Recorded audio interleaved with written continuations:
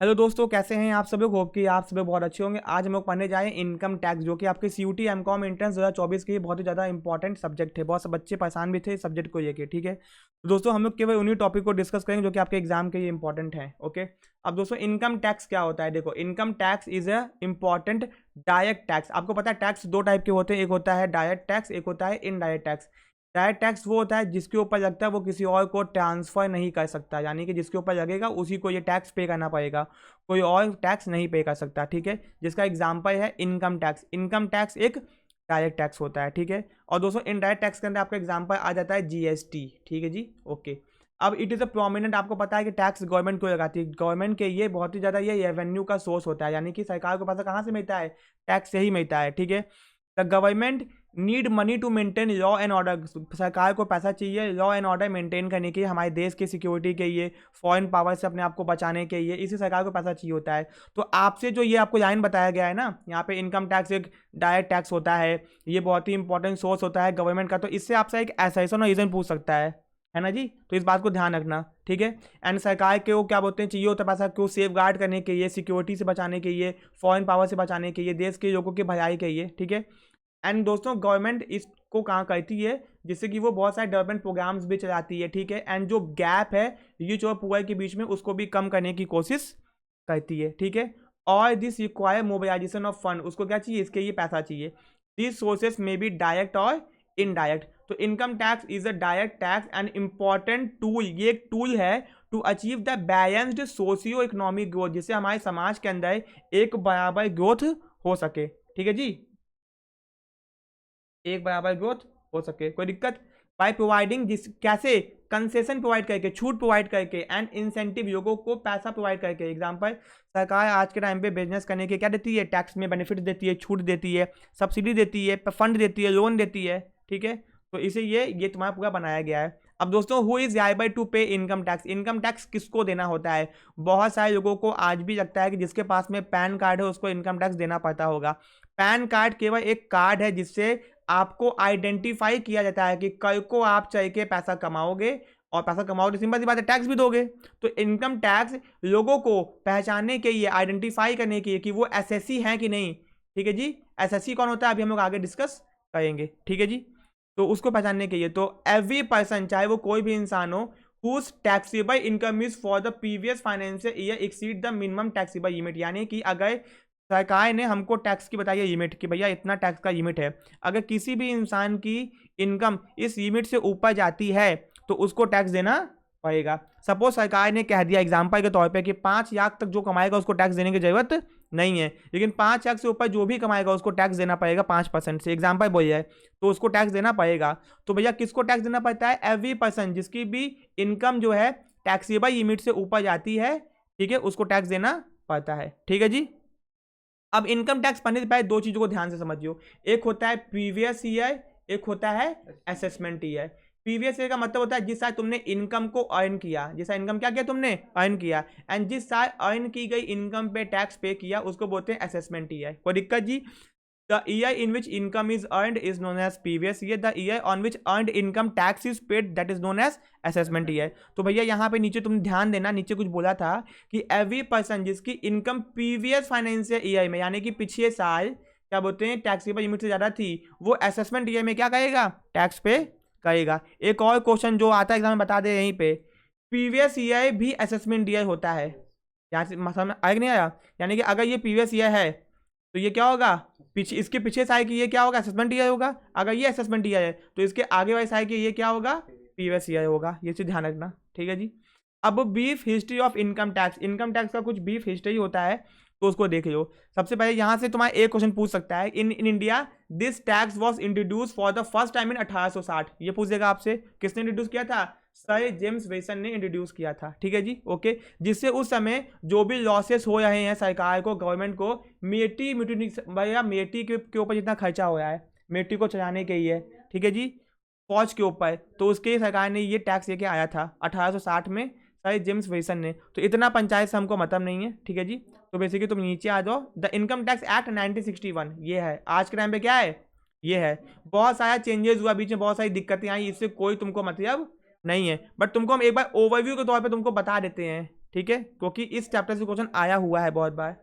Okay, तो ये हो गया, यानी कि सबसे पहले 1860 में आ गया तुम्हारा, ठीक है। उसके बाद क्या बोलते हैं, in 1886 a separate income tax act was pass, यानी कि एक अलग से एक्ट पास किया गया। ये आपको डेट याद करने की जरूरत नहीं है, ठीक है, ये याद करना है केवल ये डेट 60 वाली। तो 1886 के अंदर एक अलग से इनकम टैक्स एक्ट पास किया गया। This act remain in force up to 1970। ये एक्ट कब तक चला? 1970 तक काम किया। बाद में इसमें बहुत सारे अमेंडमेंट्स किए गए, यानी कि चेंजेस किए गए टाइम टू टाइम, उससे मतलब नहीं है। In 1918 a new income tax act was pass, एक नया एक्ट पास किया गया। Again it was replaced by another act, फिर इसको अगेन क्या किया 1922 में क्या कर दिया गया, किसी और कानून से चेंज कर दिया गया। This act remain into force up to the assessment year of 1961 से 62 तक ये रहा, ठीक है जी। और बहुत सारे इसके अंदर क्या किए गए, अमेंडमेंट्स किए गए, ठीक है। The income tax act 1922 had become very complicated था, ये बहुत कठिन था, इसके अंदर बहुत सारी इतने चेंजेस कर दिए ना कि इनको खुद ही नहीं पता था कि क्या क्या चेंजेस इनमें हो गए हैं। The government of India therefore referred it to the Law Commission in 1956 with a view to simplifying and prevention of tax evasion। तो भारत सरकार ने क्या किया, एक लॉ कमीशन बनाया। कब बनाया? 1956 के अंदर। इस कमीशन का काम क्या था कि वो सिंप्लीफाई करे चीजों को, क्या करे, आसान करे, जिससे टैक्स इवेजन यानी कि टैक्स की चोरी क्या की जा सके, कम की जा सके। तो ये कमीशन कब आया, एग्जाम में आपसे पूछ सकता है, क्यों आया ये आपको बता दिया गया है यहाँ पे। द लॉ कमीशन सबमिटेड, उसने एक अपनी रिपोर्ट को सबमिट किया 1958 के अंदर, ये नहीं पढ़ना है। But in mean time the government of India had appointed the direct tax administration enquiry committee, एक कमिटी बनाई गई direct tax administration enquiry committee to suggest measure to minimise the inconvenience to assessee, यानी कि SSC उनको कहते हैं जो भी टैक्स पे करता है, जो भी टैक्स पे करता है या फ्यूचर में टैक्स पे करेगा उसको एसएससी बोलते हैं। तो इस कमिटी का ये काम था कि वो ये पता करे कि क्या क्या दिक्कत आ रही हैं एक एसएससी को टैक्स जमा करने में, एंड कैसे हम लोग टैक्स के इवेजन को रोक सकें, प्रिवेंट यानी कि रोक सकें टैक्स के इवेजन को। तो इस कमिटी ने अपनी रिपोर्ट सौंपी 1959 के अंदर। फिर इस in consultation with the ministry of law, and जो मिनिस्ट्री ऑफ लॉ थी यानी कानून की जो मिनिस्ट्री थी उसके साथ में कंसल्टेशन मिल के काम किया इसने, ठीक है। Finally the income tax act, अब क्या हुआ, फाइनली इतनी पंचायत के बाद में इनकम टैक्स एक्ट 1961 को पास किया गया, ठीक है जी। अब यही इंडिया में आज के टाइम पे चल रहा है। तो यानी पीछे की जो बातें थी वो बेफायदों की बातें थी, बस मेन बात यही थी, ठीक है। The income tax act 1961 has been brought into force with effect from 1 April 1962, यानी 61 में कानून पास किया गया, लेकिन ये फोर्स में कब आया, वो दिक्कत 1962 में आया, ठीक है जी। लेकिन पूछेगा इनकम टैक्स एक्ट का पास हुआ 1961, लेकिन फोर्स में कब आया, 1962 1 अप्रैल आया, ठीक है जी। एंड ये पूरे इंडिया पे लागू होता है, इंक्लूड जम्मू एंड कश्मीर, समझ में आया जी। ओके, तो इसमें अब मतलब नहीं है। ओके, ये तुम्हारा काम हो गया। ओके, ठीक है, कोई दिक्कत यहाँ पे। अब basis and procedure of income tax, अब देखो सीधे यहाँ पे आ जाओ, कैरेक्टरिस्टिक्स ऑफ इनकम टैक्स, ठीक है जी। इससे क्वेश्चन एकदम आना तय है। सबसे पहले इनकम टैक्स तुम्हारा कौन सा टैक्स है, एक डायरेक्ट टैक्स है, कोई दिक्कत जी। इनकम टैक्स है डायरेक्ट टैक्स है, income tax is direct tax. Direct tax means which is paid by a person who bear the tax burden, यानी कि ये जिसके ऊपर बर्डन गिरेगा वही टैक्स ये पे करता है, कोई दिक्कत, यानी कि वो ट्रांसफर नहीं कर सकता। दूसरा ये एक सेंट्रल टैक्स है। सेंट्रल टैक्स का मतलब होता है सेंट्रल गवर्नमेंट, तुमको पता ही होगा, पीजी के स्टूडेंट तुम लोगों को, income tax impose and recovered by the central government, state government का कोई भी इसके अंदर हाथ नहीं होता। तीसरा टैक्सेबल ऑन टोटल इनकम। अब ये टोटल इनकम क्या होती है, देखो जी, एक इंसान जो है 5 हेड से इनकम कमाता है, क्या कमाता है, 5 हेड से। तो ये टोटल इनकम क्या होती है, ग्रॉस इनकम क्या होती है, हमको अभी आगे समझना होगा। तो देखो, income tax is calculated on total income, total income is also called taxable income, ठीक है जी। Total income is calculated according to provisions of the income tax act. अभी आगे क्या होता है हम लोग जानेंगे, अभी आगे क्या होता है टोटल हम लोग अच्छे से जानेंगे। अभी ये समझो कि इनकम टैक्स किसके ऊपर लगता है, टोटल इनकम के ऊपर लगता है। टोटल इनकम को टैक्सेबल इनकम भी बोलते हैं। अब ये होता क्या, अभी आगे हम लोग देखेंगे अच्छे से, ठीक है। अब दोस्तों यहाँ पे कुछ है लिमिट, टैक्स एग्जेम्प्टेड लिमिट, यानी कि टैक्स की छूट की लिमिट बताई गई है, ठीक है जी। If income exceed tax exempted limit, अगर आपकी इनकम इससे ऊपर जाएगी तो आपके ऊपर टैक्स लगेगा, ठीक है जी। और दोस्तों ये असेसमेंट ये कौन सा पढ़े हम लोग, 2023 और 24-25 का अभी हमको नहीं पूछेगा, ना ही हम एग्जाम में आएगा, ठीक है जी। सबसे पहले आता है इंडिविजुअल, कौन आता है जी, इंडिविजुअल। अगर कोई एक नॉर्मल इंसान है, इंडिविजुअल है, और दोस्तों ध्यान से आगे देखो, सीनियर सिटीजन होगा, वो कौन होगा, सिटीजन, सीनियर सिटीजन, एंड वो इंडिया का क्या होगा, रेसिडेंट होगा। अभी सब कहोगे सर ये सीनियर सिटीजन कौन होता है, रेसिडेंट कौन होता है, सब बताएंगे, परेशान मत हो। अभी बस ये समझो, अगर कोई इंडिविजुअल है जो कि कौन है, सीनियर सिटीजन है, एंड इंडिया का रेसिडेंट है, जिसकी एज जो है is the age of 60 year और मोर, 60 साल से एज क्या होगी, ज्यादा होगी, बट 80 साल से कम होगी, तो उसको बोलते हैं सीनियर सिटीजन। तो सीनियर सिटीजन वो होता है जिसकी एज 60 साल से ज्यादा हो, 80 साल से कम हो। तो दोस्तों उसको year at any time previous year, यानी कि 3 लाख तक उसको क्या दिया गया, एग्जम्प्टेड दिया गया, यानी कि अगर 3 लाख कमाएगा उसको टैक्स देने की जरूरत नहीं है। ठीक है जी। तो एग्जाम में पूछ सकता है आपसे भैया कि सीनियर सिटीजन की एग्जम्प्टेड लिमिट कितनी है, 3 लाख रुपए। ठीक है। अगर कोई इंडिविजुअल है वो सुपर सीनियर सिटीजन यानी कि 80 साल से ज्यादा का है, तो उसकी लिमिट कितने की है, 5 लाख की, यानी कि 5 लाख तक कमाएगा, कोई टैक्स देने की जरूरत नहीं है। सीधे सीधे हमको बस यही याद करना है। फिर अगर कोई अदर पर्सन है, अदर कोई है, इंडिविजुअल है, हिंदू अनडिवाइडेड फैमिली है, एसोसिएशन ऑफ पर्सन है, बॉडी ऑफ इंडिविजुअल है, तो 2.5 लाख रुपए तक, यानी कि अगर जैसे हम हैं, जैसे कि हम, अमन मेरा नाम है, और हम अगर कमाते हैं, अगर हम 2.5 लाख से ऊपर कमाएंगे तो हमको उसके ऊपर टैक्स देना पड़ेगा, कोई दिक्कत जी। एंड अगर कोई फर्म है, कोई कंपनी है, कोई लोकल बॉडी है, तो उसके नहीं, यानी कि वो जितना भी कमाए उसको टैक्स देना पड़ेगा, नहीं यानी कि वो कुछ भी कमाए उसको, उसके लिए कोई छूट नहीं है, आप कितना भी कमाओ टैक्स देना पड़ेगा। ठीक है जी। ओके, तो ये आपको समझ आ गया कि ये डायरेक्ट टैक्स है, सेंटर टैक्स है, tax on total income, tax exempted limit यहाँ बता दी गई। अब दोस्तों इनकम टैक्स पूछा गया है एग्जाम में, प्रोग्रेसिव टैक्स होता है, यानी कि जैसे जैसे इनकम बढ़ती जाएगी टैक्स बढ़ता जाएगा आपके ऊपर, पूछा गया है। इसमें ऑप्शन धंधो क्या कहता है, कहता है कि एक मिनिमम रिजर्व टैक्स है, ठीक है जी, सिंपल टैक्स है, और एक है प्रोग्रेसिव है, रिग्रेसिव है, डिक्रीजिंग है, इंक्रीजिंग है। तो क्या होता है, प्रोग्रेसिव आंसर टिक करना होता है। प्रोग्रेसिव मतलब होता है इनकम बढ़ती जाएगी टैक्स बढ़ता जाएगा। ठीक है जी। इनकम टैक्स के अंदर मिनिमम टैक्स जो होता है 5% का होता है, और मैक्सिमम टैक्स होता है कितने का होता है, 30% का होता है, ध्यान रखना इस बात को। ठीक है जी। तो tax is not impose at a same rate on a total income. ठीक है जी, ये तो पता चल गया, टोटल इनकम के ऊपर ही टैक्स लगता है। ठीक है जी, इसी को टैक्सेबल इनकम भी बोलते हैं।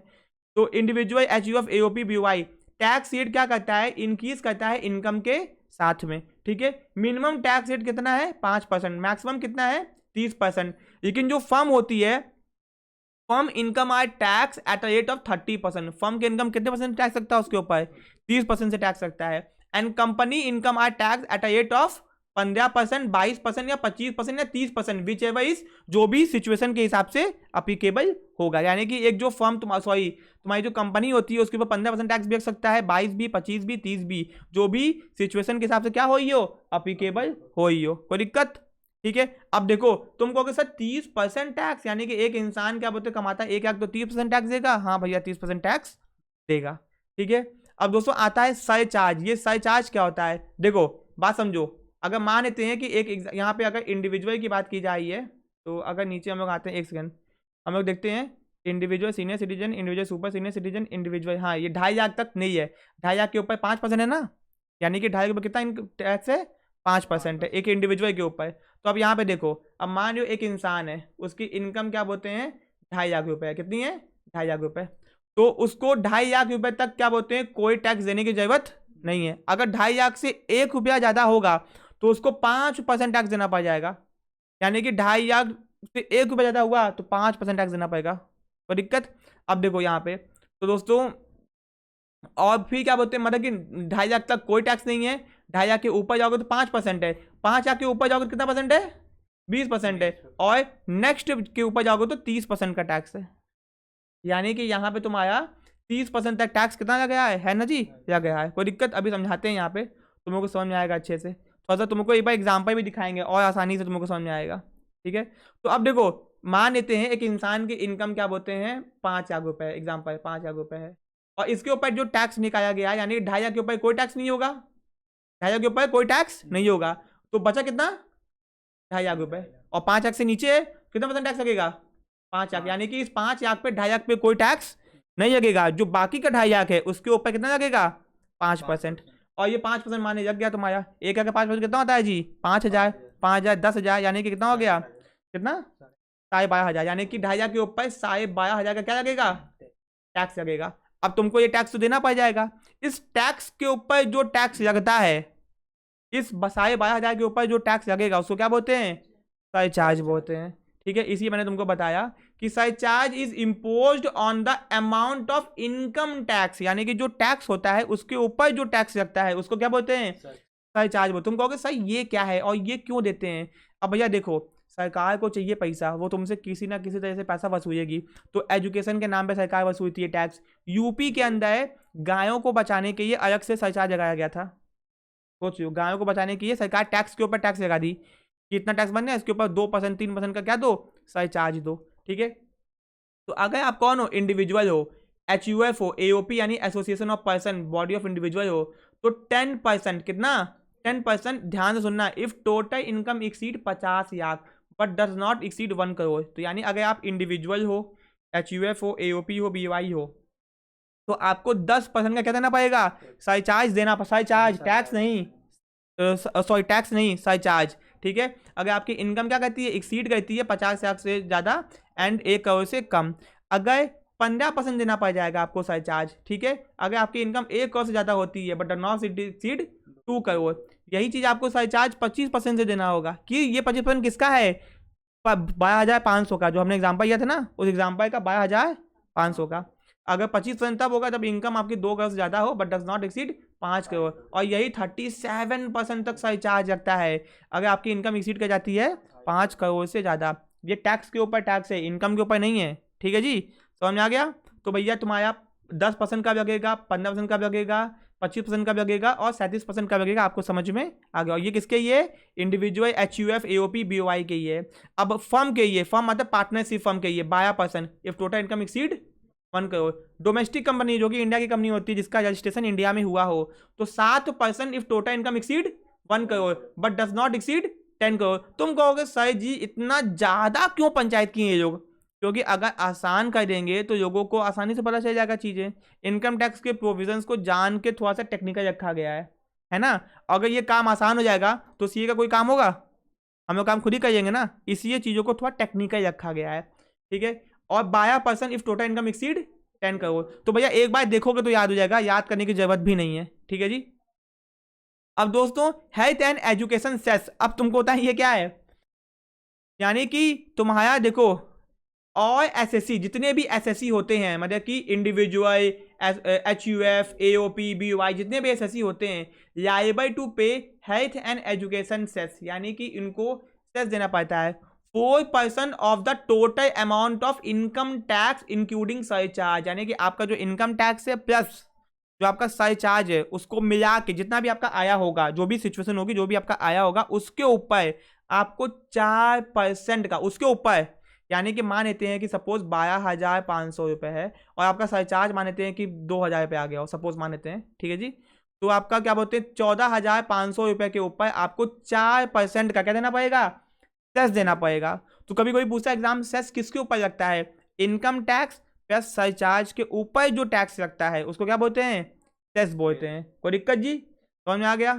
तो ठीक है, अब टैक्स बर्डन क्या होता है, tax is impose at a progressive rate, यानी कि इनकम बढ़ती जाएगी टैक्स बढ़ता जाएगा on the income of individual HUF, therefore each person bear more tax burden. ये एग्जाम में पूछा गया है कि each burden bear more tax, गरीब इंसान हमेशा कम टैक्स पे करता है और अमीर इंसान हमेशा ज़्यादा टैक्स पे करता है। ये पूरी इकोनॉमी बिजनेस से चाहिए, ये सोच लो, अगर बिजनेस ना हो ना तो टैक्स सरकार को नहीं मिलेगा और टैक्स नहीं मिलेगा सरकार कभी देश को चला नहीं पाएगी। ठीक है, एडमिनिस्ट्रेशन, ये भी इंपॉर्टेंट है, tax is impose and recovered by the income tax department, इसका नाम क्या है, CBDT, central board of direct taxes, इसका फुल फॉर्म पूछा गया है बहुत बार, है ना जी। CBDT यानी कि एक डिपार्टमेंट है सरकार का, टैक्स डिपार्टमेंट पूरा इसी के अंदर काम करता है, CBDT के अंदर। ठीक है जी, ओके। अब यहाँ पे क्या बोल रहा है, allocation of amount of income tax, यानी कि इनकम टैक्स के पैसे को कैसे कैसे एलोकेट करते हैं, कैसे कैसे बांटते हैं, कैसे कैसे रखते हैं, ये बताया है। तो the total amount of income tax is recovered by government and is allocated among the central government, यानी कि सब पैसा कहाँ पे आता है, सेंट्रल गवर्नमेंट के पास में आता है। वो किसको बांटती है बाद में, स्टेट गवर्नमेंट को देती है, क्योंकि देखो स्टेट गवर्नमेंट को पैसा कौन देता है, सेंट्रल गवर्नमेंट, उसको स्टेट को चलाने के लिए। ठीक है, according to the recommendation of finance commission, हमारे देश का फाइनेंस कमीशन जो कि फाइनेंस मिनिस्ट्री के अंदर आता है, जो कि ये कहता है कि इस स्टेट को इतना पैसा दो, इस स्टेट को इतना पैसा दो, क्यों दो, क्योंकि उसको चलाने के उतना पैसा चाहिए। ठीक है जी, the state government will not be given any share of income tax revenue from the following amount, लेकिन उनको इन अमाउंट में से कोई भी पैसा नहीं मिलेगा। Income tax recovered from companies, अगर कंपनी से कोई पैसा आया है, अमाउंट ऑफ सरचार्ज, और एजुकेशन और सेस के नाम पे कोई भी तुमको पैसा, तुम कहोगे सर ये एजुकेशन सेस के पैसा जाता कहाँ पे है फिर, तुमने केंद्रीय विद्यालय नाम सुना है, ये पैसा वहां जाता है, उनके एम्प्लॉयज के सही के जाता है। नवोदय विद्यालय सुना है, उनके एम्प्लॉयज को तनख्वाह के जाता है। तो यानी कि ये सेंट्रल गवर्नमेंट खर्च करती है, स्टेट गवर्नमेंट का इन तीनों अमाउंट में कोई हिस्सा नहीं होता है, ठीक है। लेकिन सरकार चाहे तो भैया दे सकती है, ऐसा कुछ नहीं है, सरकार चाहे तो दे सकती है और देती भी है। अब दोस्तों यहाँ पे आता है 8, जो कि बच्चे परेशान रहते सर बताइए बताइए, तो देख लीजिए आपके सामने आ चुका है। तो ये है जनरल 8 जो कि लगता है। तो सबसे पहले इंडिविजुअल की बात करते हैं। सीनियर सिटीजन कौन होता है, 60 साल से ज्यादा, 80 साल से कम, ठीक है। और इंडिया का रेसिडेंट होना चाहिए भैया, ठीक है। अब ये रेसिडेंट कौन होता है हम लोग पढ़ेंगे रेसिडेंट वाले चैप्टर के अंदर, जो कि इंडिया के अंदर प्रीवियस ईयर में 182 दिनों से ज्यादा इंडिया में होना चाहिए, वो बात की बात है। तो भैया अगर 3 लाख तक कमाओगे तो कोई टैक्स आपको नहीं देना पड़ेगा। अगर 3 लाख के ऊपर, यानी कि एक इंसान ने अगर 5 लाख कमाया, कौन किसने, जो कि वो इंडिविजुअल है और कौन है सीनियर सिटीजन है, उसने 5 लाख कमाया, तो भैया इसको 3 लाख के ऊपर कोई टैक्स देना होगा, नहीं देना होगा। बट नेक्स्ट कितना हो गया 2 लाख रुपए, तो कितना देना पड़ेगा उसको 5%। बात समझियो, यानी कि अगर आप 3 लाख तक कमाते हो तो आपको टैक्स देने की जरूरत नहीं है। यानी कि आप अगर आपने 5 कमाया तो आपको 3 पे तो देना ही नहीं है, कितने पे देना होगा, केवल 2 पे देना होगा। कितना देना होगा 5%, लिखा है ना। नेक्स्ट 2 लाख, फिर नेक्स्ट 5 लाख, यानी कि 5 लाख के अलावा अगर कमाते हो 5 लाख, 10 लाख कमाते हो।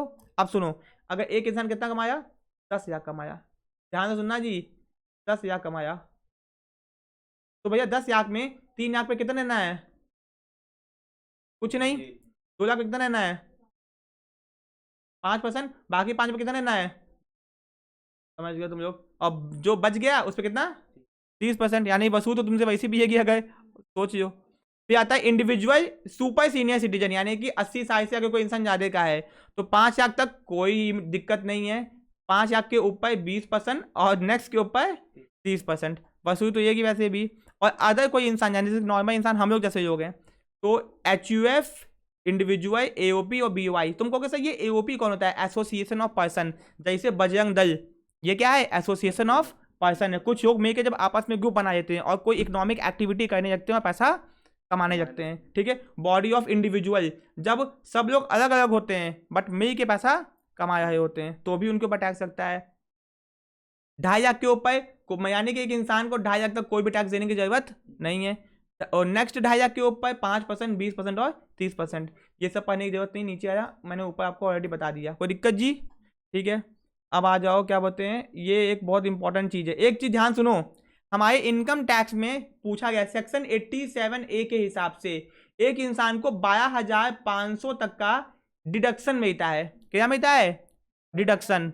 यानी कि अगर एक इंसान, सुनना, अगर एक इंसान है कौन, इंडिविजुअल है, तो उसने 5 कमाया, तो इसके 5 लाख पे तो 2.5 लाख पे तो कोई टैक्स लगेगा ही नहीं लगेगा ना। और बाकी के इसके 2.5 लाख पे लगेगा कितना, 5 में लगेगा, जो कि कितना होता है 12,500 रुपए। लेकिन ये सेक्शन कहता है कि आपका ये भी 12,500 क्या हो जाएगा, माफ, डिडक्शन हो जाएगा। यानी कि आपको 5 लाख पे कोई भी टैक्स देने की जरूरत एक तरीके से नहीं है। इस सेक्शन ने आपको यह अधिकार देता है। मेरी भी इनकम 5 लाख तक थी एग्जाम्पल, एक साल, तो उस साल क्या हुआ था कि हमको इस सेक्शन के हिसाब से 12,500 का क्या मिल गया, डिडक्शन मिल गया, और हमारी इनकम क्या हो गया, टैक्स क्या हो गया, कट गया, कुछ नहीं देना पड़ा हमको, ठीक है जी। तो पढ़ लो, इन केस ऑफ इंडिविजुअल, किसके ये है, ये इंडिविजुअल के ये है, हमें कौन है, इंडिविजुअल है, रेसिडेंट इन इंडिया है, जिसकी total income does not exceed 5 lakh से कमी है में, क्योंकि 5 लाख से कमी। अब मान लो किसी का ये टैक्स आ गया 8,000 रुपये, तो उसको मैक्सिमम कितनी छूट मिल जाएगी, 12,500, तो 8,000 क्या हो जाएगा, माफ हो जाएगा, कोई दिक्कत, समझ गए जी। तो ध्यान रखना 87A के हिसाब से कभी भी जिंदगी में तुम इनकम कमाओगे ही कमाओगे तो तुमको पता होगा कि भैया एक छूट मिलती है जो कि तुम उसको गेन कर सकते हो, वो अपने आप में जाएगी तुमको, ठीक है। तो ये आपको बता दें, अब इतना पढ़ने की जरूरत नहीं है, अंदर आपको ज्ञान बटाने की जरूरत नहीं है, क्योंकि हम लोग कोई सेमेस्टर एग्जाम नहीं दे है, हम लोग क्या दे, एंट्रेंस एग्जाम, ठीक है जी। सरचार्ज मैंने आपको बता ही दिया है, ये चीज़ वही जो दोबारा बताया आपको, दोबारा पढ़ने की जरूरत नहीं है, ठीक है, ओके।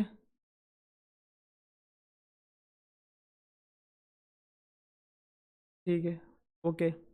अब दोस्तों ये एक एग्जांपल दिया गया है, ये एग्जांपल है, देख लो, ठीक है जी।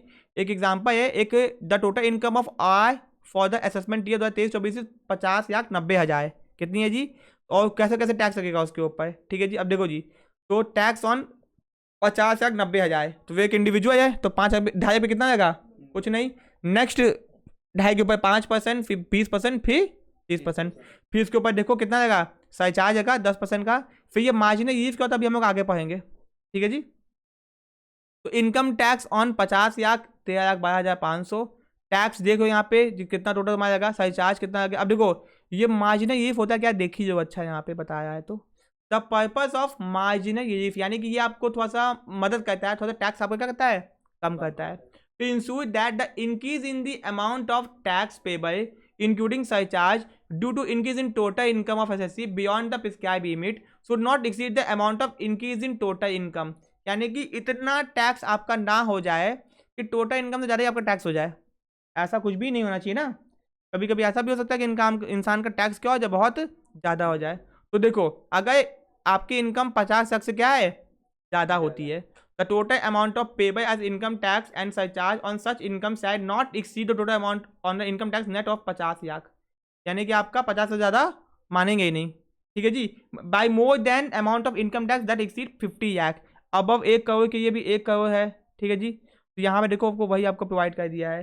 टोटल आपका टैक्स कितना आ गया 12,500, 1 लाख 12,27 इतना आ गया। फिर surcharge 1,33,950, 14 lakh 73,450, marginal relief income tax on 50 lakh 13 lakh 12,500, ठीक है जी।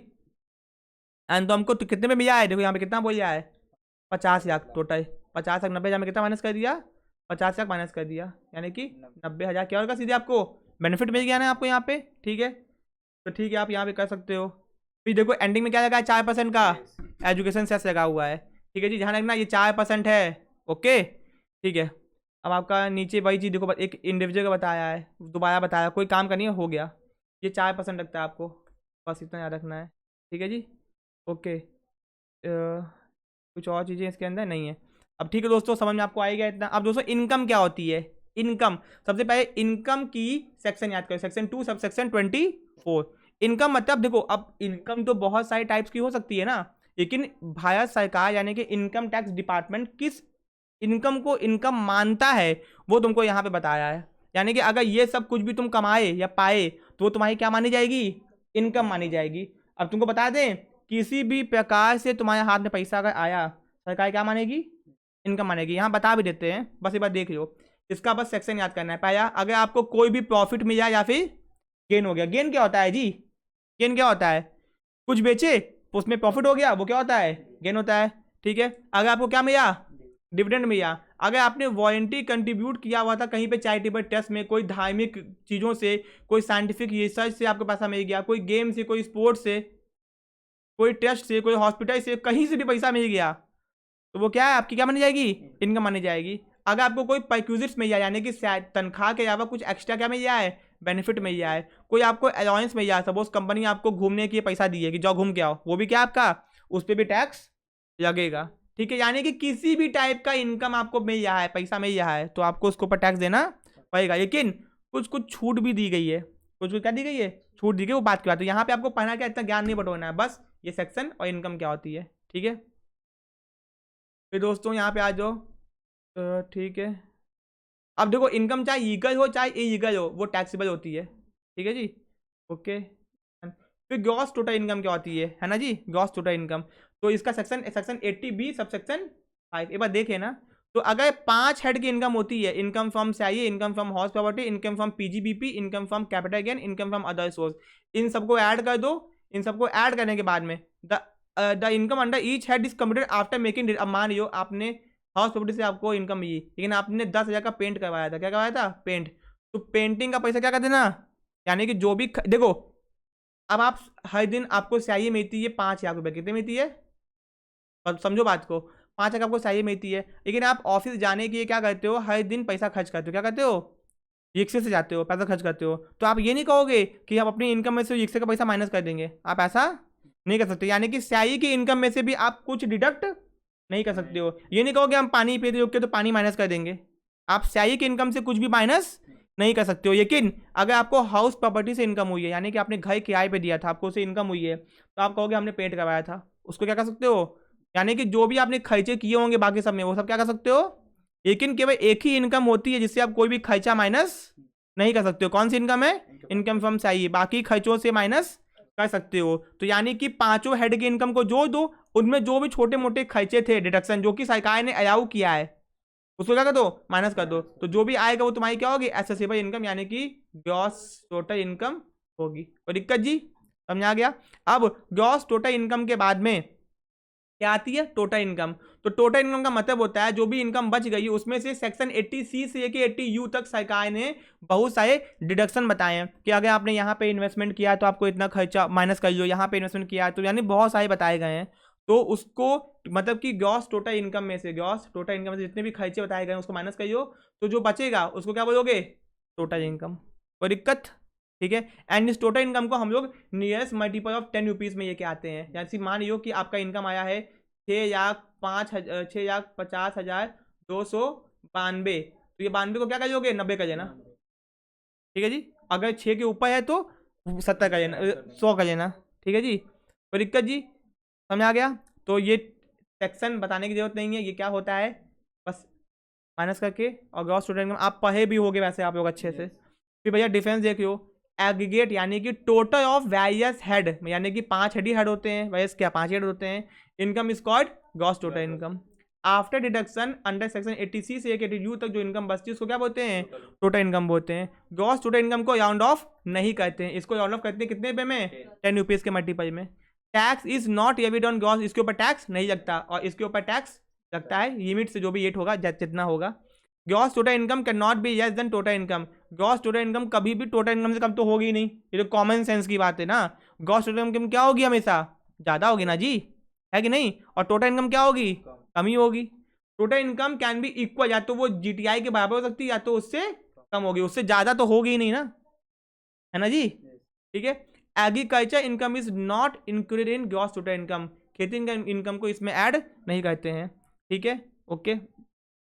If agriculture income exceed 5,000 it is included in total income, तो उसको ऐड कर देते हैं। लेकिन सुनियो, अगर आपकी खेती की इनकम 5,000 से ज़्यादा है उसको ऐड कर लेते हैं, इसका मतलब ये मत समझना कि एग्रीकल्चर के इनकम पे टैक्स देना है। सरकार क्या कहती है, आपकी इनकम तो ऐड करवाएगी लेकिन आपको बाद में क्या दे देगी, छूट दे देगी, आपको टैक्स देने की जरूरत नहीं है। तो ये मत समझना कि इनकम अगर ज़्यादा है तो यहाँ पे ऐड हो गया तो टैक्स देना पड़ जाएगा, बाद में वो क्या करेगी, आपकी खेती की इनकम को माइनस करवा देगी, ठीक है। वो यहाँ पे ऐड क्यों करवाई है, क्योंकि वो आपकी टोटल इनकम जानना चाहती है, ठीक है। क्योंकि एक इंसान हो सकता है कि बहुत सारी जगहों से इनकम कमाता हो, ठीक है जी, ठीक है।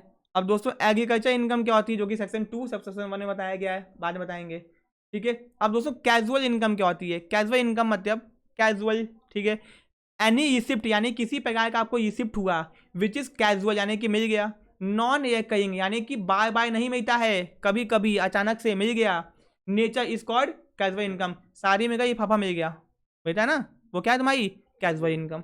In other words casual income is that income the receipt of which is accidental, अचानक से मिल गया, एंड विदाउट एनी स्टिपुलेशन, यानी आपको अंदाजा नहीं था कि वो आपको महीने वाला है, ठीक है। तो कहीं किसी का पर्स मिल गया, जैसे कि विंड फॉल गेन, अचानक से पैसा आपको मिल गया, अनएक्सपेक्टेड पैसा मिल गया, है ना जी, ओके। जैसे मान लियो तो बोला गया कि जिसकी कोका कोला की भैया क्या बोलते हैं एजेंसी है उसको 5-5 लाख लोन दिया जाएगा फ्री में, तो ये आपकी क्या हो गया, एक तरीके से कैजुअल इनकम मानी जाएगी, ठीक है जी, ओके। अब जैसे क्या जीत गए, लॉटरी जीत गए, क्रॉस वर्ड पजल जीत गए, सट्टेबाजी के गेम जितने भी तुम करोगे ना सब क्या होगा, इसमें आ गए, ठीक है।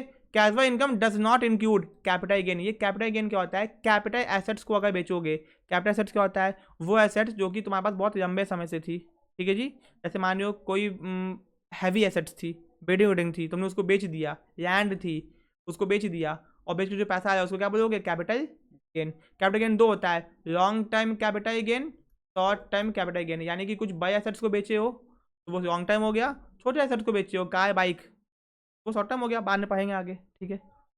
तो बस भैया ये कैजुअल इनकम भी समझ आ गया आपको, बस ऊपर ऊपर से पढ़ना है, ये सब नहीं पढ़ना है, ठीक है जी, सब नहीं पढ़ना है। एसएससी कौन होता है भैया, सेक्शन 2 सब सेक्शन 7, ध्यान रखना।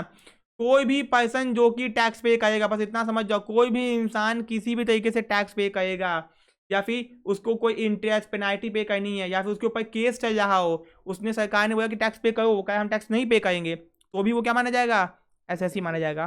तो एसएससी मतलब वो जो टैक्स पे करेगा या फ्यूचर में करेगा, उसके ऊपर कोई केस चल जाए, पेनाल्टी लगी है, इंटरेस्ट लगा है, वो किसी के ऊपर केस कर दिया है, हर एक तरीके से क्या है वो एसएससी होगा। तो इतना नहीं पढ़ने की जरूरत है, यानी कि any person who is liable to pay tax is known as SSC. Any person जिसके ऊपर केस चल जाए वो कौन हो गया? एसएससी। एग्जाम्पल, जैसे हम कमाए इनकम 10 लाख तो हमको टैक्स देना है, हम हो गए एसएससी। तुम इनकम नहीं कमाई हो, तुम समोसे की दुकान खोल के बैठे हो तुम लोग, ठीक है, और तुम समोसे की दुकान में टैक्स नहीं पे करते हो, सरकार को पता चला कि भैया ये तो बहुत पैसा कमाया है, टैक्स नहीं दिया, सरकार तुम पे रेड मार देगी और कहेगी टैक्स पे करो, तो तुम्हारे पर केस नहीं जाएगा, तो तुम भी क्या करने कह जाओगे? एसएससी कह जाओगे। भैया तुमने बेटा टैक्स दिया नहीं है, बट क्या पता दोगे फ्यूचर में, तुम्हारे पर कोई पेनाल्टी लगा दी सरकार, ठीक है जी, तो भी आपके वो उसमें आ जाओगे। फिर डीम्ड एसएससी कौन होता है? यानी कि जो एसएससी होता नहीं है बट किसी और के ये एसएससी बन जाता है, यानी कि तुम एसएससी नहीं हो बट तुमको एसएससी की तरह माना जाएगा। A person who is deemed to be an assessee for some other person is called deemed assessee. Example, after मान लो किसी की डेथ हो गई और मान लो उसका बेटा है, वो क्या माना जाएगा? Deemed SSC. यानी कि मान लो किसी के पापा थे, खूब पैसा कमाए थे, उनकी डेथ हो गई, तो उसके बाद उनका बेटा क्या माना जाएगा? डीम्ड एसएससी, यानी कि उनको उसको उसके ऊपर टैक्स देना पड़ेगा, ठीक है जी, ओके। अब एसएससी इन डिफॉल्ट, ई कौन होता है भाई? When a person is responsible for doing any work under the act, यानी ही फेल टू डू इट, यानी कि आपको कोई काम बोलेगा कि आपको ये काम करना है, यानी वो आप काम नहीं कर पाए, he is called assessee in default, यानी आपको बोला गया कि टैक्स पे करो, आप नहीं कर पाए, तो आप क्या कहलाओगे? एसएससी इन डिफॉल्ट, यानी कि आपने कुछ ना कुछ डिफॉल्ट किया है, आपको बोला गया पेनल्टी पे करो, आपको बोला गया कुछ करने को बोला गया, अगर आपने नहीं किया तो आप क्या कहलाओगे? डिफॉल्ट कहलाओगे। कोई दिक्कत जी? बस। अब असेसमेंट ईयर क्या होता है बता ही चुके हैं, the year in which income tax is paid, जिस साल इनकम टैक्स पे करते हैं उसको क्या बोलते हैं? Assessment year. सेक्शन देखे ना, जिस साल इनकम कमाते हैं उसको क्या बोलते हैं? प्रीवियस ईयर, ठीक है, ये नहीं पढ़ना है। अब पर्सन कौन कौन होता है देख लो, individual, HUF, company, firm, AOP, BOI. तो दिक्कत, या फिर sorry individual, HUF, company, firm, AOP and BOI and local authority, कोई भी लोकल अथॉरिटी, एंड इन सब में जो नहीं आया है, जो बच गया वो इसमें आ जाएगा, यानी कि अगर बाकी के 6 में कोई नहीं आया, जो बच गया, कुछ भी बच गया, वो किस में आ जाएगा? लिखा है ना, every artificial judicial person not following with in the any prescribed सब क्लॉजेस, जो इनमें नहीं आएगा वो किस में आ जाएगा? यानी कि किसी भी तरीके से अब तुमको वो क्या बना देगी? पर्सन बना ही देगी, ठीक है जी, सरकार। सेक्शन ध्यान रखना भैया, सेक्शन बहुत इंपॉर्टेंट है, ठीक है जी। फिर आपका प्रीवियस ईयर, जिस आपने इनकम कमाई है, the year in which income is earned is known as, ठीक है जी। सेक्शन कट गया, अभी देखिए बता देते हैं आपका सेक्शन क्या है, ठीक है जी, ओके। अब दोस्तों लेकिन यहाँ पे प्रीवियस, ठीक है, ओके, ठीक, ये सब क्वेश्चन आपको नहीं करना है, ठीक है जी, बस आपको ऊपर से पढ़ना, ओवरव्यू टाइप पढ़ना है, ठीक है,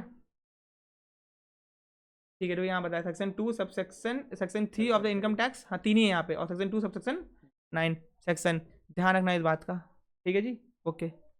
दोनों 12 महीने का होता है, ठीक है जी, ये नहीं पढ़ना मैक्सिमम। फिर पैन नंबर क्या होता है पूछ सकता है एग्जाम में, सेक्शन याद कर लो जी, सेक्शन 139A, ठीक है जी। तो भैया पैन नंबर मीन्स जो कि आपको अलॉट किया जाता है, आपको किस पर्पज़ के लिए? आइडेंटिफिकेशन के लिए, पहचानने के लिए। पैन नंबर एक अल्फा न्यूमेरिक नंबर होता है 10 नंबर का, ठीक है जी, ओके। तो if an assessee has not been allotted PAN number, he must apply in a form 49A में अप्लाई करना पड़ता है टाइम पीरियड के अंदर। द असेसिंग ऑफिसर सब कुछ चेक करेगा एंड आपको पैन नंबर अलॉट कर देगा, ठीक है। आप पैन नंबर कहाँ कहाँ पे लिख सकते हो? तो once a permanent account number आपको मिल जाता है तो आप उस नंबर को कभी भी इनकम टैक्स का रिटर्न फाइल करोगे, टैक्स जमा करोगे, वहाँ लिखोगे, कोई चिट्ठी लिखोगे वहाँ लिखोगे, इनकम टैक्स अथॉरिटी को कोई भी पेमेंट टैक्स पेमेंट करोगे तो वहाँ पे लिखा होगा, हर जगह आपका लिखा होगा, ठीक है जी, पैन नंबर, ठीक है। कोई लोन लोगे तो वहाँ पे लिखा होगा, ठीक है, कोई दिक्कत। फिर आपका एक होता है tan tax deducted and collection account number. कभी कभी देखो ये क्या है, कभी कभी कुछ इनकम ऐसी होती है जिसपे सरकार कहती है, देखो इनकम सरकार कहती है पहले कमाओ, कमा लो, इस साल इनकम कमाओ, फिर इस कमाई हुई इनकम पे आगे साल क्या करो? टैक्स पे कर दो।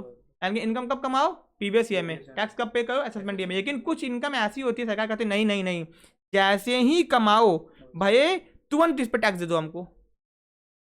एग्जाम्पल के तौर पे कमीशन की इनकम, अगर आपकी इनकम किसी भी प्रकार से कमीशन की इनकम है, तुम कहोगे अरे यार मान लेते हैं कि हम इतना पैसा कमाई भी नहीं किए कि हमारी एग्जाम्प्टेड लिमिट से कम इनकम हो जाएगी, तुमको ये भी तो दिक्कत है ना जी। सरकार कहती है कोई बात नहीं, आप इनकम कमाओ, टैक्स देते जाओ, फिर जब साल का अंत आएगा तो आप अपना इनकम टैक्स रिटर्न फाइल कर देना, ठीक है जी। तो उसमें चेक करिए ना कि अगर आपको टैक्स आपका नहीं बनता है, जो भी आपने टैक्स दिया होगा वो आपको क्या हो जाएगा, वापस कर दिया जाएगा, है कि ना जी। इसलिए कमीशन की इनकम जो होती है उसके ऊपर टीडीएस कटता है, टैक्स डिडक्टेड एट सोर्स, यानी कि इनकम होते ही टैक्स कट जाएगा। लेकिन साल के अंत में जब आप ITI फाइल करोगे, सरकार चेक करेगी कि आपका इनकम अगर कम है टैक्स लिमिट से, आप खुद ही बता दोगे रिटर्न में, तो आपको जो पैसा आपने टैक्स के फॉर्म में दिया है वो आपको पूरा का पूरा वापस कर देगी। किस नाम पे, डिबेट के नाम पे। कोई दिक्कत जी नहीं, ठीक है। तो अपना फर्स्ट चैप्टर इनकम टैक्स का खत्म हो गया, ठीक है।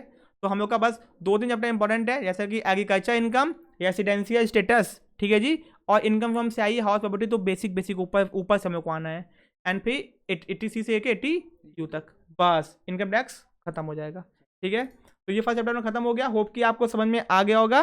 वीडियो को लाइक कर देना, चैनल को सब्सक्राइब कर देना। मिलते हैं अपने नेक्स्ट पार्ट में। Thank you so much.